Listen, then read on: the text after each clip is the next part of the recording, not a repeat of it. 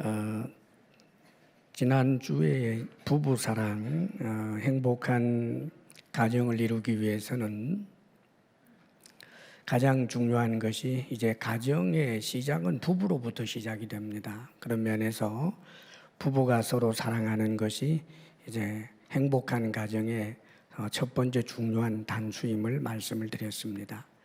그래서 그 사랑을 남편은 아내를 향하여 예수님처럼 자신의 목숨까지 줄 만큼 그런 아가페적 사랑에 최선을 다할 것을 말씀드렸고, 또 아내들은 남편을 그 사랑을 어떻게 표현하느냐 하면 복종함으로, 또 남편을 존경함으로 그 사랑을 표현할 것에 대해서 말씀드렸습니다.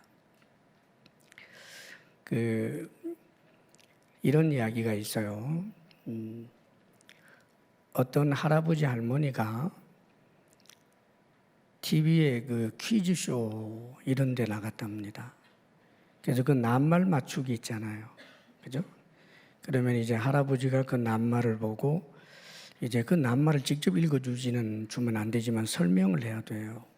근데 톡 봤더니 이 낱말이 천생연분이에요. 그래서 이 할아버지가 그랬어요. 여보, 당신과 나 사이 원수? 아니야, 네 글자. 평생 원수? 남편 되는 이 할아버지는 결혼 생활 한 50년, 40년 이상 하면서 그 부부 사이가 천생연분이라고 생각을 했어요. 그러니까 이 할아버지는 그 할머니 사랑하는 게 맞고, 또 이 할머니도 자기를 사랑한다고 생각을 했던 거지요. 근데 할머니는 이 평생 원수라네요. 어떻게 이렇게 다를 수가 있을까요? 보통 부부 사이에 있어서 남자들이 흔히 이제 범하는 실수가 사랑하니까 함께 사는 거고, 사랑하니까 내가 열심히 돈 벌어 와가지고 이 통째로 그냥 너한테 다 주는 거 아니냐. 그걸 이제 사랑으로 생각을 해요. 그러나 아내들은 그것을 사랑으로 잘 생각을 못 합니다. 그러니까 아내는 보통 그 남편의 마음을 잘 아는데, 그래서 이 남편들이 아내를 속이기가 참 힘들어요. 꿰뚫고 있기 때문에. 그런데 이상할 정도로 모르는 것은 남편이 아내인 자신에게 사랑을 표현해 주지 않으면 남편이 자기를 사랑한다는 걸 몰라요. 그래서 남편들은 아내에게 사랑을 표현할 줄 알아야 합니다. 사랑한다는 말도 많이 해주고, 또 아내가 이야기할 때는 경청도 하고 공감하고, 특별히 이제 아내들이 남편에게 사랑을 받는다고 느낄 때는 남편이 자신을 대단히 귀하게 여겨주고 세심하게 돌보는 데 있어요. 그러니까 친절하게 대해야 된다, 그 말입니다. 이웃집 아줌마들한테는 그렇게 친절한 사람이 자기 아내한테는 그렇게 퉁명스러운데 그래도 깊은 속에 사랑은 하고 있지요. 그러나 아내는 사랑받는다고 못 느껴요. 우리는 아내를 사랑한다라고 할 때 아내를 위한 사랑이기 때문에 아내가 사랑받는다고 느낄 수 있도록 해주는 그런 전략, 전술, 지혜가 필요한 겁니다. 그래서 남편들은 그런 면에서 좀 더 지혜롭기를 바랍니다. 근데 이것은 아내도 남편을 향하여 그런 실수를 할 때가 많아요. 보통 아내들이 남편에 대해서 이런저런 책망도 하고 잔소리도 합니다. 당신 바보야? 어쩌면 그렇게 바보처럼 그렇게 할 수가 있어? 당신 왜 그렇게 멍청해? 그러면서 끊임없이 남편에 대해서 이렇게 저렇게 잔소리도 하고 책망을 하지요. 왜요? 사랑하니까. 아내 입장에서는 남편을 사랑하니까, 그래서 그 남편을 좀 뜯어 고쳐서 훨씬 더 멋스러운 남편으로, 멋있는 남편으로 남편을 도와주고 싶어서 그렇게 하는 겁니다. 그래서 아내들은 그것을 자기가 사랑하기 때문에 그런다는 거예요. 사랑하지 않는다면 쳐다보지도 않고 무관심할 텐데, 사랑하기 때문에 미주알 고주알 당신이 하는 일에 대해서 간섭한다는 거예요. 그런데 남편 입장에서는 그걸 사랑으로 잘 안 들려요. 아, 내 아내가 나한테 이렇게 많이 실망하고 있구나. 아, 나는 내 아내에게 좀 자랑스러운 남편이 되지를 못하는구나. 내가 돈도 잘 못 벌어오고 또 내 성격도 좀 그렇고 사실 아내는 나하고 결혼하는 것을 후회하고 있나 보구나. 그래서 남편이 사실 아내에게서 받고 싶은 것은 격려고 칭찬입니다. 남편은요, 그걸 입으로 말은 하지 않지만 아내가 자꾸 칭찬해 주면요, 죽을 뚱살뚱이랍니다. 남편이 듣고 싶은 것은 아내의 인정이라 그 말이에요. 그런데 사랑한다라고 하는 이름으로 이렇게 저렇게 지적을 해대게 되면 남편의 마음이 강팍해지고 그래서 폭군과 같은 모습을 드러내게 되어 있는 겁니다. 사랑하지만 사랑을 그에게 합당하게 표현하는 것이 얼마나 중요한지 몰라요. 그래서 여러분들 사랑하되 나를 위한 사랑, 내 정서에 만족하기 위한 사랑이 아니라 상대방이 접수가 되고 그것으로 힘이 되고 기쁨이 되는 그런 사랑, 그에게 걸맞는 표현을 할 줄 알아야 하는 것입니다. 좋은 부부관계가 되기 위해서 거기에 관계되는 좋은 책도 읽어보고 또 잘 살펴서 세심하게 내 배필이 원하는 게 무엇인지 잘 살펴서 지혜로운 그런 배필들이 다 되시기를 주의 이름으로 축원합니다. 아멘. 자, 이제 오늘 부모와 자녀 관계입니다. 먼저 이제 6장 1절에 보게 되면 이렇게 말씀하지요. 함께 읽어봐요. 시작. 자녀들아 주 안에서 너희 부모에게 순종하라. 이것이 옳으니라. 자녀들에게 말씀합니다. 주 안에서 너희 부모에게 순종하라. 이것이 옳으니라. 이것은 옳다, 선이다, 의롭다, 진리다. 다른 토 달지 말아라. 부모에게는 순종하는 것이 옳다. 그렇게 말씀하고 있죠. 여기 순종이라고 하는 단어가 주의 깊게 듣고 따른다라는 의미가 있어요. 그러니까 부모님 하는 말에 그 말의 가치를 높여주고 그리고는 듣고자 하는 마음의 자세를 가지고 그 다음에 그 말씀대로 따르는 것을 이제 순종이라고 하죠. 이게 이제 최고의 아주 완벽하고 가장 하나님 앞에서 바람직한 순종입니다. 그런데 그러면 내 마음에서 동의가 없고 내키지 않을 때는 순종하지 않는 것이 옳은가? 우리 주님께서 이런 말씀을 하신 적이 있어요. 어떤 아버지에게 두 아들이 있었는데 큰 아들에게 너 나가 밭에 가서 무슨 일 좀 하여라. 네. 그리고 안 갔어요. 그 다음에 둘째에게 너 나가서 일 좀 해라. 아, 저는 지금 다른 일 때문에 못 갑니다. 그랬는데 조금 있다가 생각해 보니까 아버지 마음 아프겠다. 그래서 나가서 일했다. 그러면서 주님이 묻습니다. 이 두 아들 가운데 누가 아버지에게 순종했느냐? 둘째니이다. 네 말이 옳도다. 그러십니다. 우리가 순종은 정말 부모님이 하는 말에 대해서 그 말의 무게를, 말씀의 무게를 인정하고 존중해 주면서 마음에 그런 자세를 갖고 주의 깊게 듣고 따르는 것 가장 좋지만 때때로는 내 의견에 맞지 않고 내 생각에 맞지 않는 내 마음에 별로 내키지 않는 것을 부모님이 명령하실 때 있는데 그렇다고 할지라도 순종하는 것이 옳다는 거예요. 지금 참 다행이라 생각되는 게 하나 있는데 어저께 오랜만에 집에 온 아들에게 음식 찌꺼기 갖다 버려라 제가 그랬어요. 아빠, 내가 이따가 나갈 일이 있는데 나갈 때 버릴게요. 그래라. 그리고 오늘 아침에 봤습니다. 버렸는지 안 버렸는지. 버렸더구만요. 예. 아마 귀찮았겠지요. 그래도 마음으로부터 썩 내키지 않고 귀찮아도 아버지의 말이니까 순종하는 게 옳습니다, 여러분. 1차적으로 여러분이 순종적 태도 그걸 꼭 가지시기를 바랍니다. 우리 예수님도 그러셨어요. 우리 예수님이 하나님의 아들이고 천지를 창조하신 분이지만 우리 예수님이 나사렛에 사실 때 요셉과 마리아를 순종하며 받드셨다라고 성경은 기록해 줍니다. 순종하고 받드셨대. 지금 이 말씀을 보게 되면 2절에는 이렇게 표현하고 있거든요. 2절 말씀 같이 읽습니다. 시작. 내 아버지와 어머니를 공경하라. 이것은 약속이 첫 계명이니. 내 아버지와 어머니를 공경하라. 1절에서는 순종하라. 그 다음에 2절에서는 공경하라 그랬어요.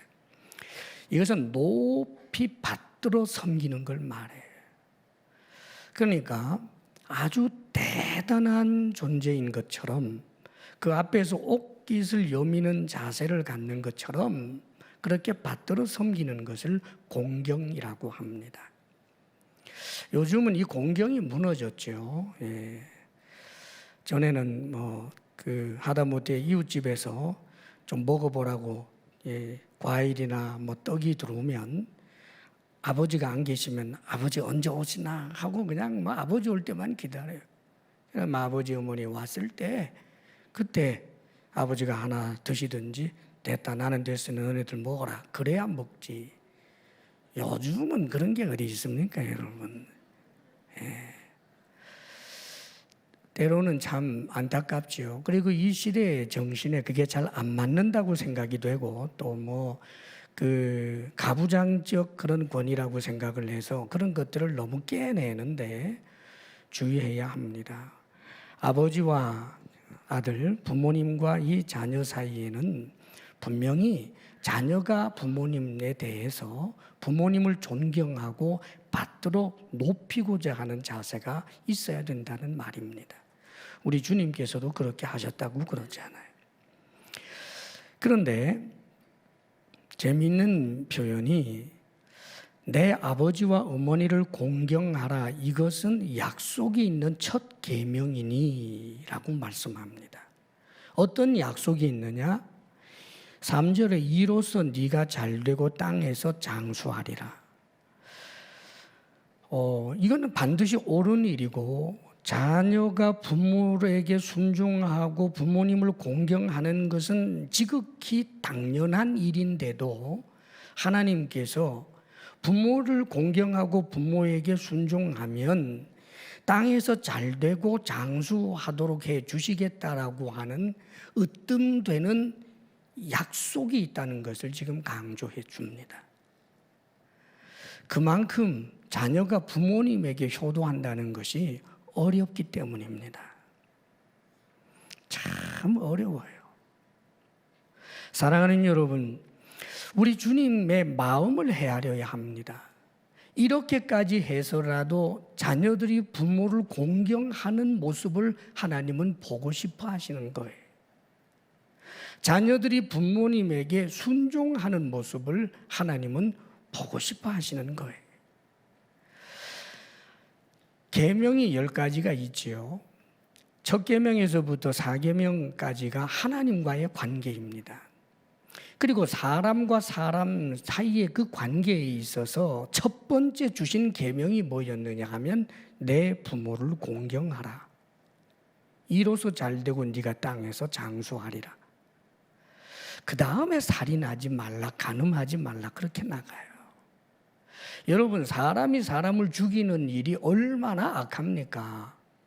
하나님 그건 못 보시지요. 사람이 사람에게 억지로 추행을 하거나 하는 일 하나님 보실 때 얼마나 그게 악하겠어요. 그런데 하나님이 더 못 볼 꼴은 자식이 부모에게 함부로 하는 것.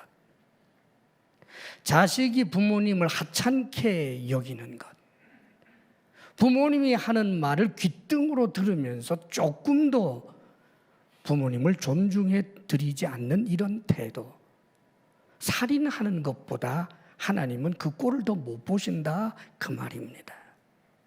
사랑하는 여러분, 우리 이 시대는 옛날하고 달라서 부모님에게 효도하기가 사회 문화적으로 훨씬 더 어려운 시대를 살고 있습니다. 핵가족이어서 그렇기도 하고 또 시대 정신이 달라졌습니다.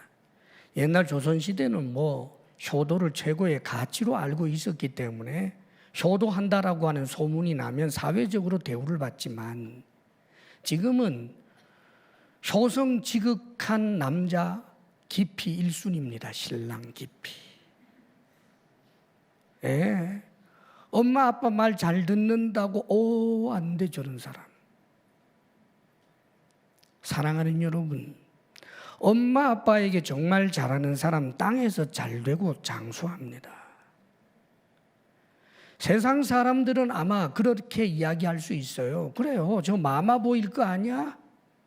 엄마 아빠 말 너무 잘 들으면 나는 팽시키고 늘 엄마 아빠 장단에 맞추면 그걸 어떻게 보고 살아? 예, 세상에서는 그게 지혜일 수 있어요. 그러나 하나님의 말씀은 그렇지 않습니다, 여러분. 정말 부모님에게 효성이 지극한 이에게 하나님께서 복을 주셔서 이 땅에서도 잘 되고 건강을 주시겠다라고 약속하고 계신다는 말입니다. 이 말씀을 믿을 수 있기를 주의 이름으로 축복합니다, 여러분. 효성이 지극한 사람을 오히려 신랑 1순위로 두세요. 우리 주사랑교회 처녀 여러분.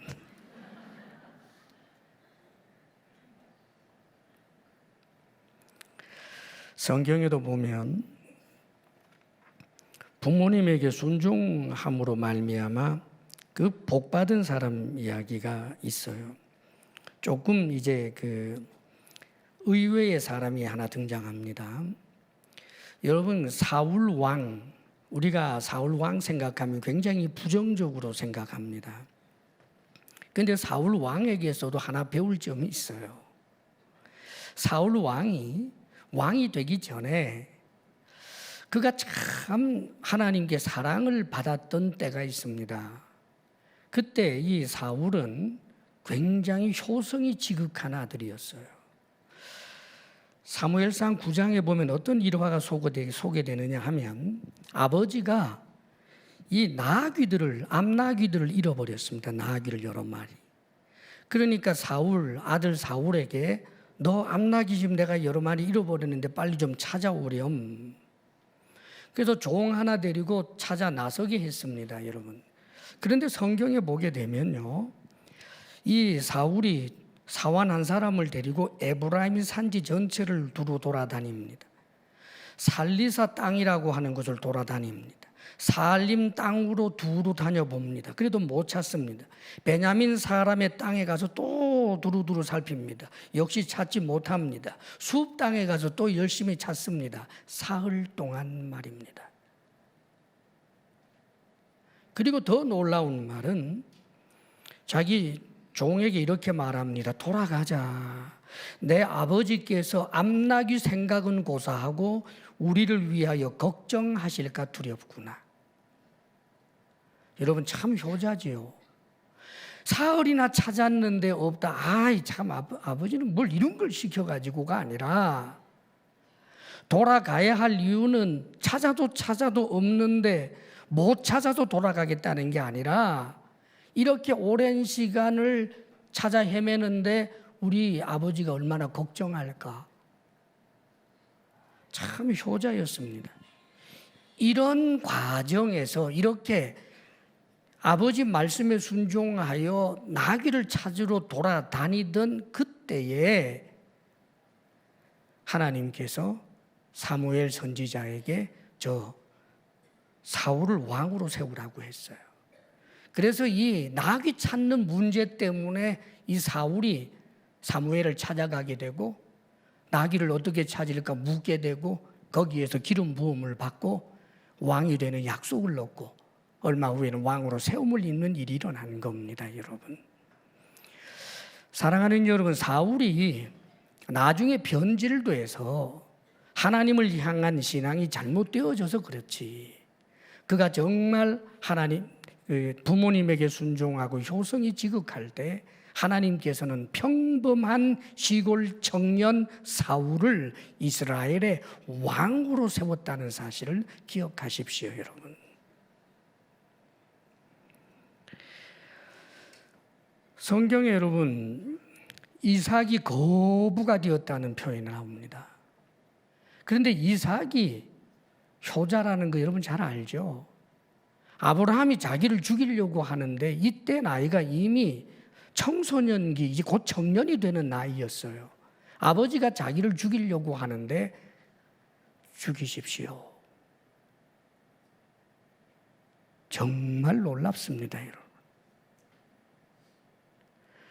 이 효자 이삭을 하나님께서 뒷감당하시고 그가 살아냈던 그 삶의 환경이 굉장히 나빴어요. 왜냐하면 이삭을 겨냥해서 견제하는 그 블레셋 왕이 있었단 말이에요.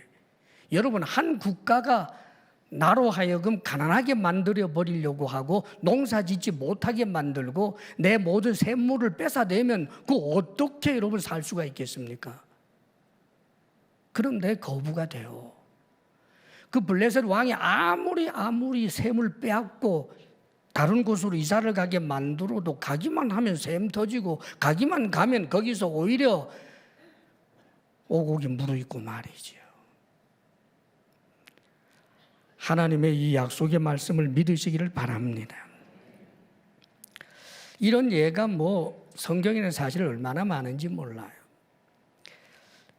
요셉도 효자였고 이 효자 이야기가 참 많은데 또 의외의 사람 하나가 있어요. 유다입니다. 유다가 사실은 처음에는 이 불효막심한 사람 가운데 속했습니다. 자기 아버지가 사랑하는 배다른 동생 요셉을 저 이집트에 파는 일에 의견을 낸 사람이에요. 물론 다른 형제들은 죽이려고 했고 자기도 가담했다가 차마 죽이지를 못하니까 그때 이 유다가 했던 말이 마침 지나가는 이 사람들 파는 노예를 판 그런 이제 상인을 보고는 이 요셉을 자기 동생을 저 노예 상인에게 팔자라고 제안을 해서 그래서 요셉을 팔아버리고는 요셉의 그 옷을 다 찢어가지고 함께 가서 아버지에게 짐승에 뜯어먹혔다고 야곱에게 거짓 고하는 그런 일에 동참한 사람이니까 이 유다는 아주 불효막심한 사람이죠. 그의 아들들이 야곱의 아들들이 다 그런 사람들이었어요. 그런데 나중에 세월이 흘러서 이 유다가 아주 대단히 변화가 된 사건을 보게 됩니다. 나중에 이집트에서 애굽의 총리를 만났는데 자기 동생인지 모르지요. 그런데 이 요셉이, 그러니까 이집트의 총리가 막내 동생 베냐민을 억류를 시키는 거예요.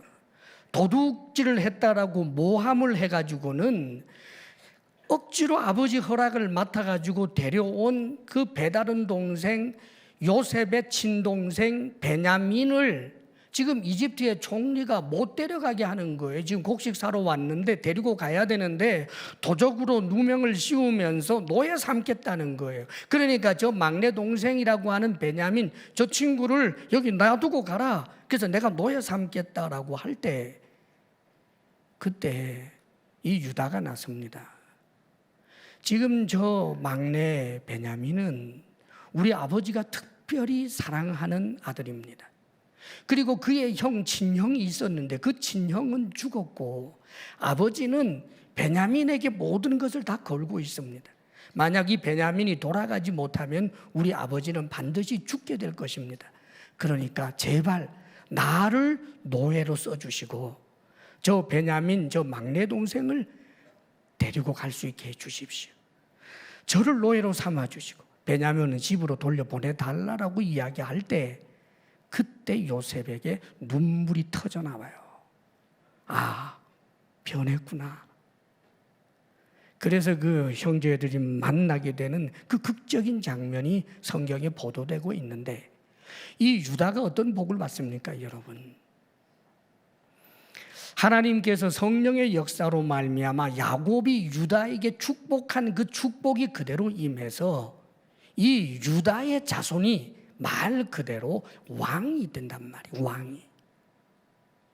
거기에 다윗 왕조가 생겨나게 되고 그 이후로 계속해서 이 유다의 후손들이 말하자면 왕이 되고 유대 나라를 하나님께서 얼마나 복 주셨습니까, 여러분? 이 땅에서 잘되고 장수하게 하겠다 하신 이 하나님의 약속의 이 말씀은 그만큼 하나님이 우리에게 너희들 절대로 부모에게 불효하고 부모님 마음을 아프게 해드리는 그런 일을 해서는 안 된다라고 하는 하나님의 강력한 요구이십니다.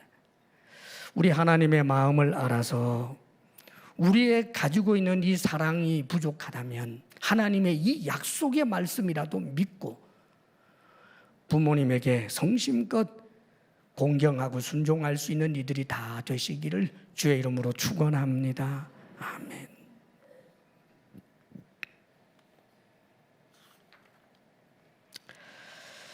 자, 그 다음에 자녀와의 관계입니다. 4절 말씀 같이 한번 읽어봅니다. 다 같이 시작. 또 아비들아 너희 자녀를 노엽게 하지 말고 오직 주의 교훈과 훈계로 양육하라. 이 말씀에 여러분이 조금 기억해야 할 것이 있어요. 아비들아 너희 자녀를 사랑하라 이러지 않고 너희 자녀를 노엽게 하지 말고. 여러분, 부모가 자녀에 대해서 사랑이 부족해서가 아니에요. 지나쳐서 문제고 잘못된 사랑, 눈먼 사랑, 지혜가 없는 사랑이어서 문제지, 부모가 어떻게 자기 자녀를 사랑하지 않겠습니까? 그래서 사랑하라고 말씀하시는 것이 아니라 그 사랑이 잘못돼서 지나쳐서 혹은 지혜가 없어서 사랑인 사랑이지만 자신의 욕심이 투사된 왜곡되고 비틀린 사랑을 너무 쏟아붓고 있기 때문에 제발 네 자녀를 사랑이라는 이름으로 그렇게 분노하게 만들지 말아라, 그 소리입니다, 여러분. 부모들이 자식 사랑한다라고 하는 명분으로 얼마나 자식들의 마음을 억울하게 만들고 분노하게 만드는지 몰라요. 사랑은 그를 위한 사랑이어야 합니다. 부모님들이 착각해요. 자기 자녀를 사랑이라고 하는 이름으로 출세시키겠다고. 내가 가지고 있는 자녀를 향한 어떤 청사진을 가지고 그래서 그냥 얽어맵니다. 제가 흔히들 부모님에게 듣는 말이 있습니다. 우리 애가 머리도 좋고 똑똑한데 공부 못하는 게 아니고 안 해서 못해요. 공부 안 하는 게 못하는 겁니다. 그래가지고 공부 안 하는 아들, 딸을 공부하게만 하면 될 줄로 알고, 여러분, 그게 재능이 아닌 거예요. 그리고 걱정하지요. 저거 공부 안 하고 맨날 저렇게 뛰어다니며 놀고 애들 만나기 좋아하고 바깥에 나가면 정신없이 땀 흘리면서 노는데 큰일 났다. 그게 그의 재능입니다. 여러분, 사람 좋아하고 사람 사이에서 좋은 관계 맺고 얼마나 대단한 사람이 될 수 있는지 아세요, 여러분? 그 재능을 짓밟아요. 자녀의 미래에 대해서 여러분들이 한 치 앞을 내다보지 못합니다. 우리 자녀는 내 꿈을 실어서 투사해야 될 존재가 아니고요. 하나님께서 우리의 자녀를 향한 계획이 있단 말입니다. 그래서 자녀를 마치 내 소유물처럼 생각한다든지 내가 생각하는 방식으로 끌고 가려고 하면 그거 안 된단 말이죠. 사실 이 자녀들이 분노할 때가 많은데 여러분 그런 데 관한 책들은 좀 보시는 것도 많은 도움이 될 거예요. 뭐 이를테면 사소한 잘못을 가지고 또 말할 때마다 옛날 거 끄집어내면서 잔소리를 한다든지, 특별히 자녀의 입장을 전혀 이해해 주지 않고 막 꾸짖습니다. 그래서 변명을 하려고 하면 입 다물어 어디 아빠 엄마한테 말대꾸야. 예, 여러분의 자녀가 못됐기 때문에 지금 무엇인가 얘기하려고 하는 것이 아니라 할 말이 있어서 얘기하려고 하는 거예요. 왜 자기의 아들, 딸을 안 믿어주느냐고요. 그래서 아이들에게서 그런 분노가 켜켜이 쌓이게 되는 일들이 얼마나 많은지 몰라요. 사람들 앞에서 창피를 준다든지, 잘못은 스스로가 생각을 해도 그렇게 큰 잘못은 아닌데 아빠 엄마가 지나치게 때리고 욕을 한다든지, 사랑하는 여러분, 일관성이 없다든지 등등의 이유로 우리의 자녀들이 마음이 분노할 때가 있어요. 그 분노할 때는 전혀 교육 효과가 없는 것입니다. 부모님들에게 당부의 말씀을 드립니다. 자녀들에 대한 하나님의 계획이 있다는 사실을 믿고 좀 더 인내해주고 기다려주고 관용하면서 그 자녀들을 잘 격려해 줬으면 좋겠습니다. 물론 분명히 죄되고 악한 것에 대해서는 호되게 꾸짖어야 되겠지만, 우리가 부모이기 때문에 자녀를 약자로 생각을 해서 부모로서의 갑질을 하는 일들은 결코 바르지 못합니다. 부부싸움을 하고 나서 왜 아들을 혼내요? 그거 아이들 압니다. 애 엄마가 밥하다가 밥 태워놓고 그냥 애한테 화를 내요. 압니다. 다 자녀들로 하여금 마음을 상하게 하는 일이에요. 특별히 자녀들 중에 이미 결혼한 자녀들을 대할 때 좀 권해드리고 싶은 말씀이 있습니다. 어린 자녀에 대해서는 마음을 상하게 하지 않도록 더 노력해야 되겠지만, 결혼한 자녀들에 대해서도 결혼한 내 아들, 딸이 마음이 상하지 않도록 부모님들은 주의해야 돼요. 결혼을 한다는 것은 부모를 떠나는 것입니다. 떠난다, 이것은 정서적으로나 관계를 해서 떠난다는 뜻이 아니라 경제적으로도 그렇고 정서적으로도 어느 정도 떠나서 독립할 수 있도록 해야 되는 거예요. 가령 아들을 너무너무 사랑해서 정말 지극정성으로 아들을 잘 돌보던 어머니가 아들이 결혼하면 그 돌보고 세심하게 여러 가지 도와주던 일을 아들의 아내가 할 수 있도록 넘겨줘야 되는 거예요. 어떤 분이 굉장히 이런 패션 감각이 있는 어머니가 아들의 옷을 늘 코디해 줬대요. 그래서 직장에 다닐 때 청년 시절에도 계속해서 코디해 주고 넥타이도 늘 이거 매라 그러면 네 하고 매고 그랬는데, 결혼하고 난 다음에 어느 날 정장을 하고 나타난 것을 보았는데 시어머니가 딱 그러는 거, 촌스럽다 얘야, 그게 뭐니?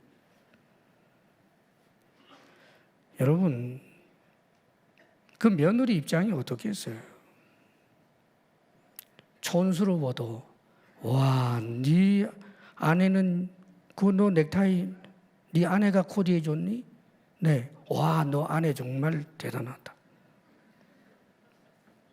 이래야 되는 겁니다. 시아버지, 시어머니 여러분, 여러분의 아들이 사랑하는 여인이 바로 여러분의 며느리입니다. 여러분 한번 생각해 보십시오. 누군가가 내 아내를 비방하고 내 아내를 싫어하면 그 남편은 그렇게 자신의 아내를 비방하고 싫어하는 사람을 향하여 적개심을 갖습니다. 일반적으로 그래요. 그런데 내 아내를 싫어하고 미워하는 분이 내 부모일 때 여러분, 그 아들의 입장이 얼마나 곤란하겠습니까?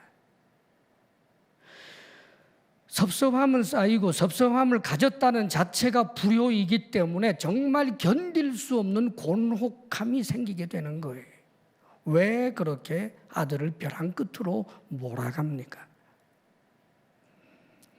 장인 장모 여러분, 여러분의 딸이 사랑하는 남자가 바로 여러분들의 사위입니다.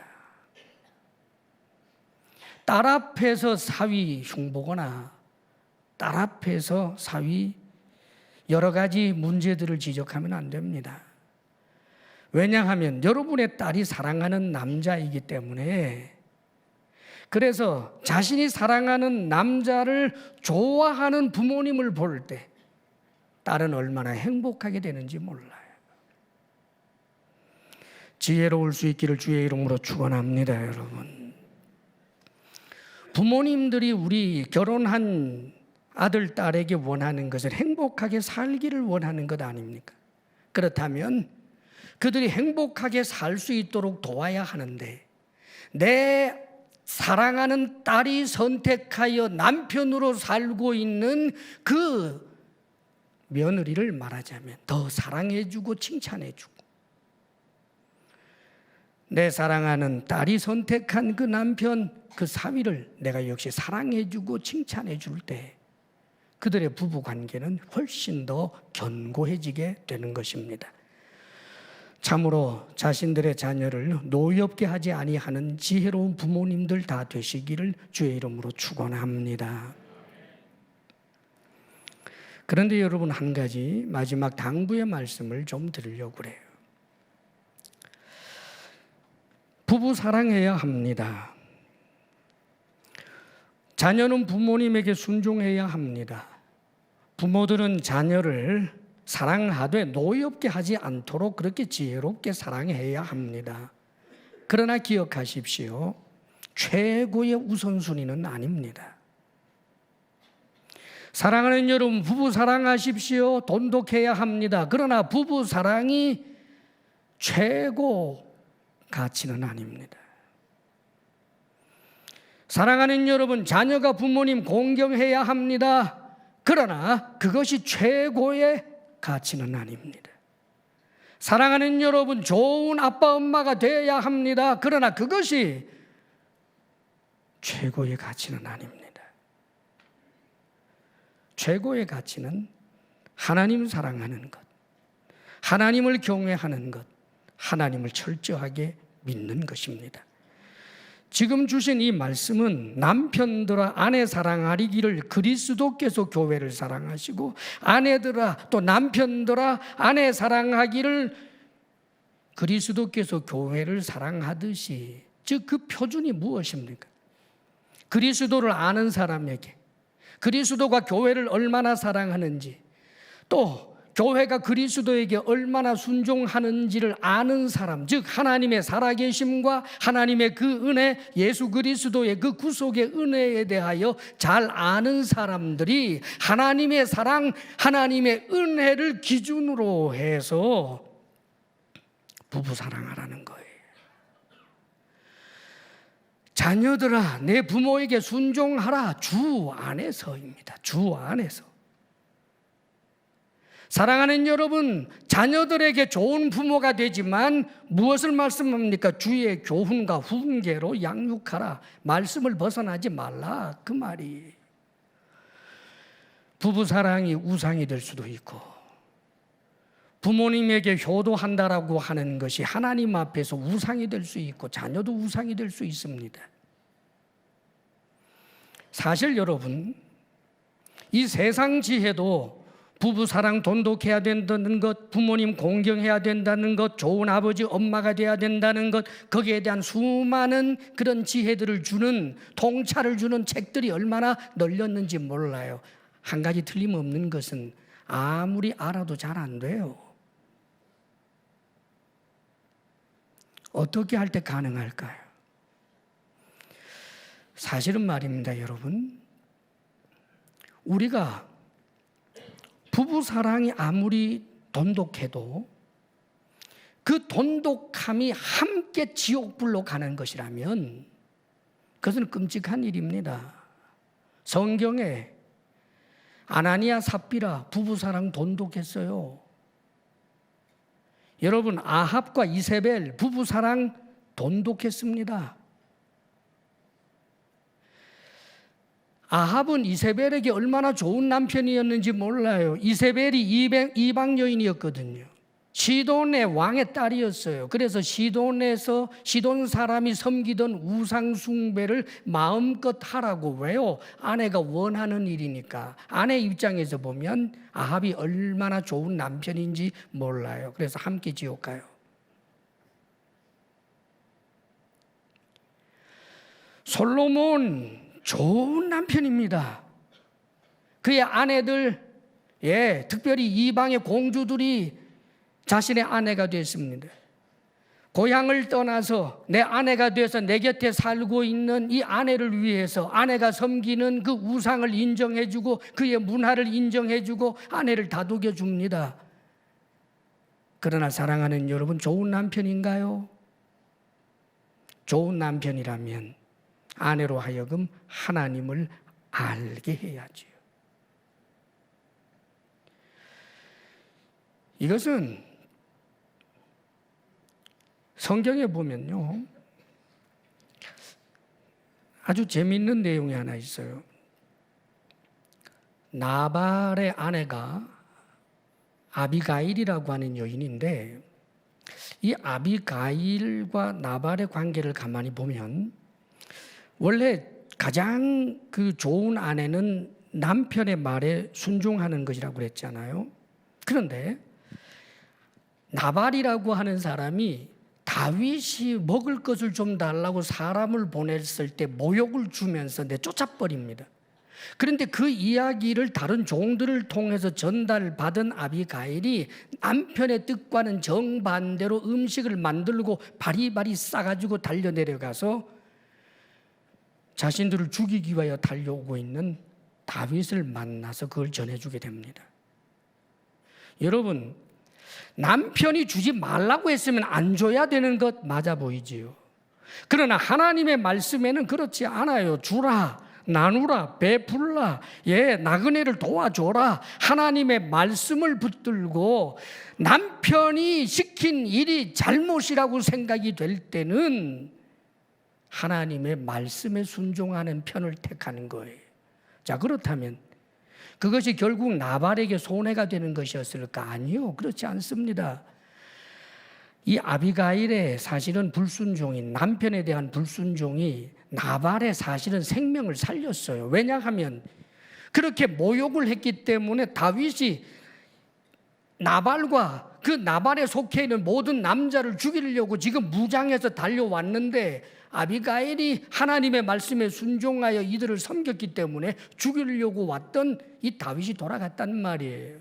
나발은 말하자면 자신의 아내 때문에 사는 거예요. 다만 하나님이 쳐서 죽죠.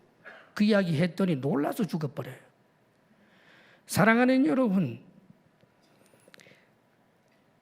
나발은 말하자면 정말 좋은 아내의 남편 될 만한 그릇이 되지 못했기 때문에 하나님께서 나중에 이 아비가일을 정말 큰 그릇인 다윗의 아내가 되게 만들어 버리시지요. 사랑하는 여러분, 우리가 사실은 부부 사랑해야 되겠다고 생각을 하지만 힘들 때가 많아요. 세상 지혜 책을 여러분이 보겠습니까? 그것으로 해결되겠습니까? 화성에서 온 남자, 금성에서 온 여자, 그거 한 100번 읽으면 될 것 같아요? 아닙니다. 기도해야 합니다. 하나님 도움을 구해야 합니다. 좋은 남편 되게 해주세요. 좋은 아내 되게 해주세요. 하나님 저 도와주세요. 내가 좋은 남편 되려고 했는데도 이 모양이네요. 하나님 도와주세요. 하나님께 초점을 맞출 때, 하나님, 내가 정말 좋은 아들, 딸이 되고 싶은데 부모님에게 너무 불효막심합니다. 하나님 저 도와주십시오 하고 하나님의 은혜를 구하고 하나님을 향하여 울 때, 내가 정말 좋은 아버지, 엄마 되고 싶은데 우리 자녀에게 그러지 못합니다. 지혜를 주십시오. 하나님과의 관계가 깊어지게 되면 성령으로 충만하여지고 그뿐만 아니라 성령의 열매를 맺게 되는 것입니다. 인격적 변화가 일어난다 그 말이에요. 사랑과 희락과 화평과 오래 참음과 자비와 양선과 충성과 온유와 절제의 열매를 맺고 있는 그는 분명히 좋은 남편이 됩니다. 그는 분명히 좋은 아내가 됩니다. 그는 분명히 좋은 아들, 딸이 되고 그는 분명히 좋은 엄마, 아빠가 되는 것입니다. 사랑하는 여러분, 주님에게 초점을 맞추시기를 바랍니다. 기도하겠습니다.